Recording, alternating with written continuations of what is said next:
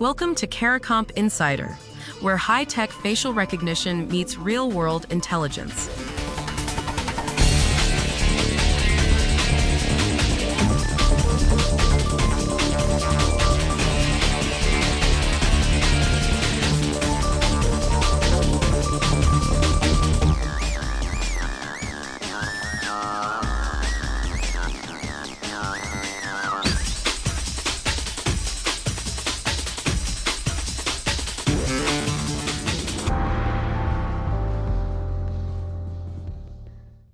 A deepfake detector scores 98 out of 100 in the lab.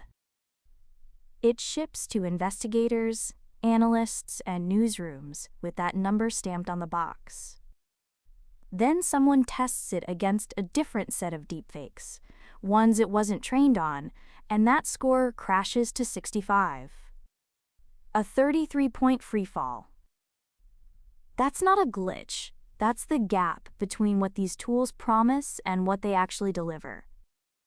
If you've ever seen a headline that says, I can now detect deepfakes with 97% accuracy and felt reassured, I get it, I did too.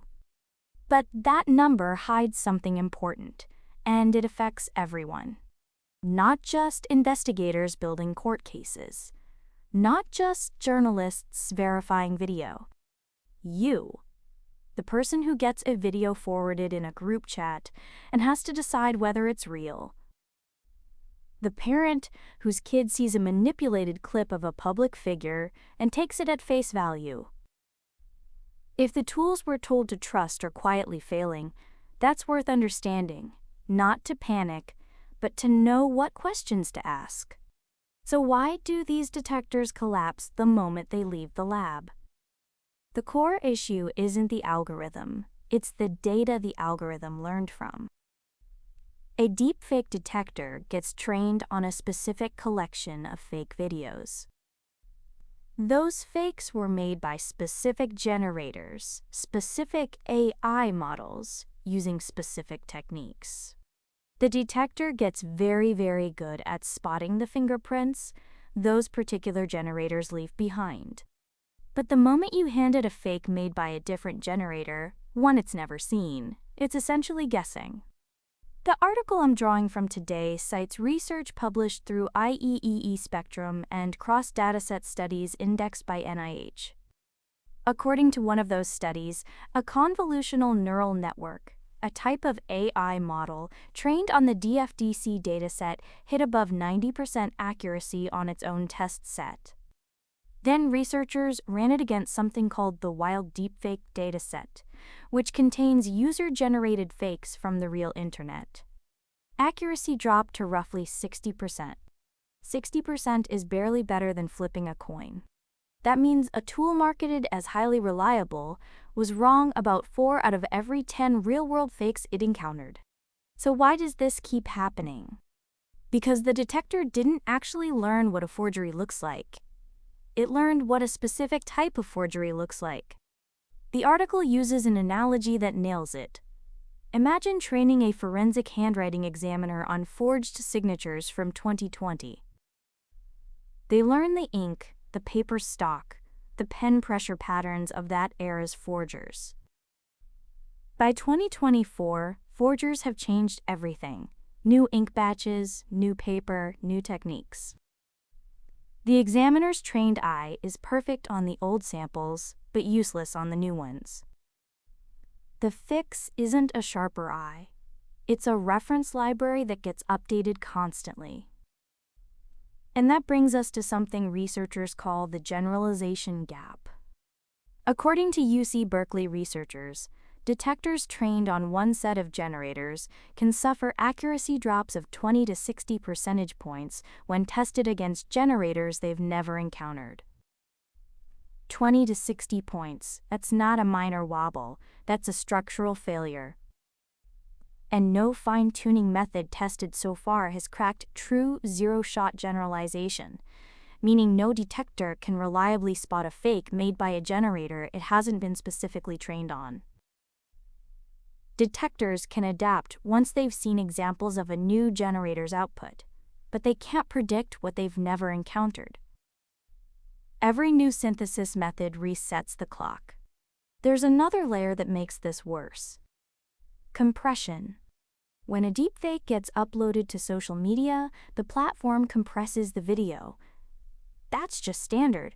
Every platform does it. But some detectors were trained on high-quality, uncompressed lab footage. They learned to spot the pristine pixel patterns of those clean files, not the actual forgery signature underneath.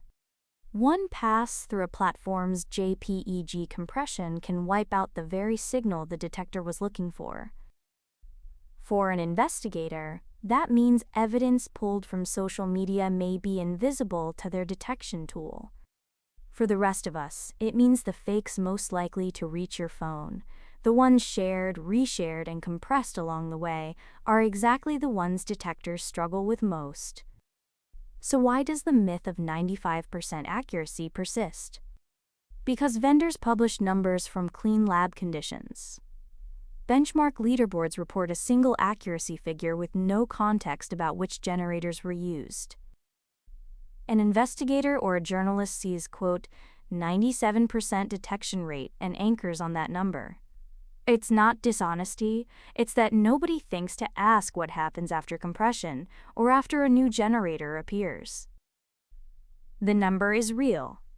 It's just not portable. One team is trying to address this head-on. According to IEEE Spectrum, the MNW Research Group plans to update its training dataset every spring and fall. Each refresh incorporates the latest generator artifacts and the newest tricks used to fool detection systems. That twice-a-year cycle is an explicit admission that detection isn't a problem you solve once. It's a problem you maintain, like antivirus definitions or weather forecasts. As the researchers themselves put it, AI in the lab is not AI in the wild. Deepfake detection isn't failing because the algorithms are weak. It's failing because the training data is stale. Every detection miss traces back to the same root.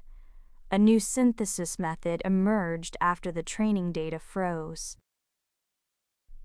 So here's what to carry with you. A deepfake detector's accuracy number only applies to the specific fakes it was trained on.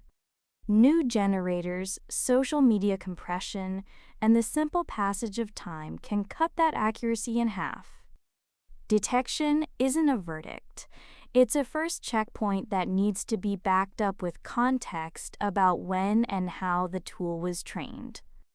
Whether you're building a legal case or just deciding whether to believe a video in your feed, the question isn't, did the detector flag it? The question is, was the detector trained on anything like this? Knowing that doesn't make the problem go away. But it turns you from a passive consumer of AI confidence scores into someone who knows what those scores actually mean. The full story's in the description if you want the deep dive. Now you know something most people in this industry don't. Use it. And when you're ready to put it to work, caracomp.com. We'll see you tomorrow.